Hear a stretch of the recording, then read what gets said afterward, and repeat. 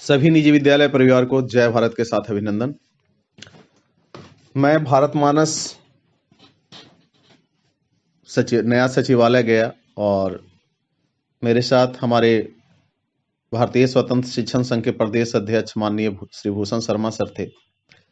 हम लोग उप शिक्षा निदेशिका से मिला, जिनसे जानकारी दी गई कि जो 2017-18 का प्रतिपूर्ति राशि के लिए फाइल वित्त विभाग को बढ़ाया गया था, जिसकी राशि लगभग 90 करोड़ है पूरे बिहार राज्य के लिए, वह फाइल पुनः शिक्षा विभाग को लौटा दिया गया है कुछ क्लू लगाकर।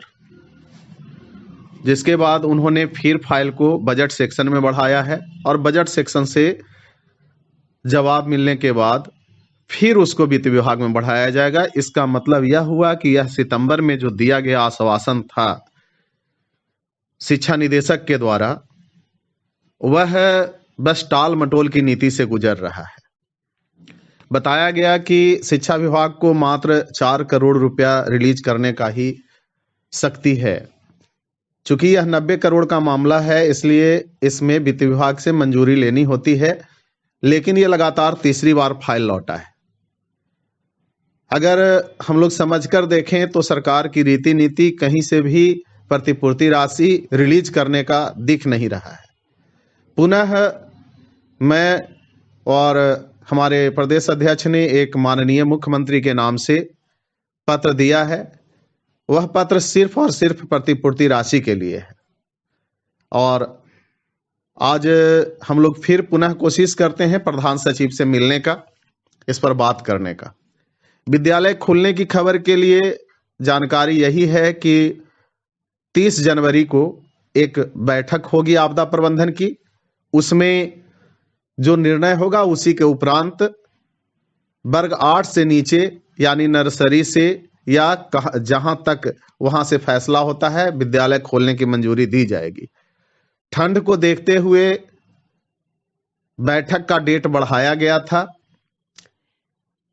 बस हम यही आशा कर सकते हैं कि सब कुछ अच्छा हो और हम सब इतने लंबे समस्याओं से गुजरे हैं। निजी विद्यालय परिवार जिन समस्याओं से लगातार पीड़ित हुआ है, उसका किसी भी प्रकार से समाधान सरकार के द्वारा किसी स्तर पर नहीं किया गया।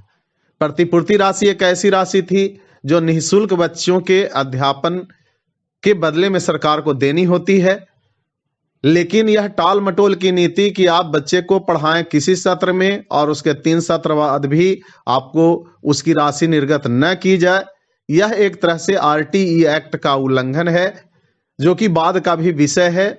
हम सबको इसके लिए भी आगे सोचना होगा। हम लोगों ने कई स्तर से अब तक संघर्ष किया है, अनशन के जरिए, छोटे मोटे प्रोसेसन के जरिए, पत्राचार लगातार हम भारतीय स्वतंत्र शिक्षण संघ के द्वारा किया गया है, लेकिन जो रिजल्ट है, जो परिणाम है, वह किसी भी तरह से संतुष्टिजनक नहीं है।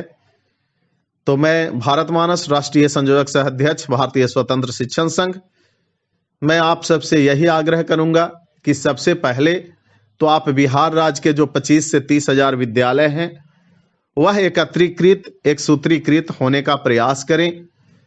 पूरे बिहार राज्य में ही संगठनों का न जाने कितने बैनर हैं और कहीं से भी संगठनों के बीच में भी जो तारतम्यता का अभाव है, वह समस्याओं के समाधान के लिए नाकाफी होता है, जिसके कारण हम लोग अपनी कोई भी मांग सरकार के निकट पूरे शक्ति के साथ नहीं उठा पाते हैं। मीडिया में हमारी बात कुछ जाती है, प्रेस रिलीज दे दिया जाता है, बड़े बड़े संगठन भी कार्यरत हैं और छोटे छोटे स्तर पर भी हैं, लेकिन जरूरी है कि पूरे बिहार राज्य के सभी निजी विद्यालय के लिए एक कॉमन नियम बना होता और उसके तहत सभी एक बैनर के नीचे होते, तो निश्चित रूप से जो आज यह समस्या 14 मार्च से 2020 से शुरू हुई है, वह अब तक निदान हो गया होता। और जो अभी तक निदान दिख नहीं रहा है, और इस पर आगे हम यही शुभकामना देंगे कि हम लोग का विद्यालय जल्द से जल्द खुले सरकार से हमारी मांग यह भी रही है कि अभी तक जो निजी विद्यालयों के फी बाकी रह जाते हैं, शुल्क बाकी रह जाते हैं, इसके लिए कोई नियम नहीं है कि उस अभिभावक से वह राशि, जो बच्चे विद्यालय में पढ़े हैं उस समय का वह राशि देने के संबंध में कोई नियम नहीं है। तो इस पर नियम बनाया जाए, लेकिन इसके लिए हम सभी को पहल करना होगा।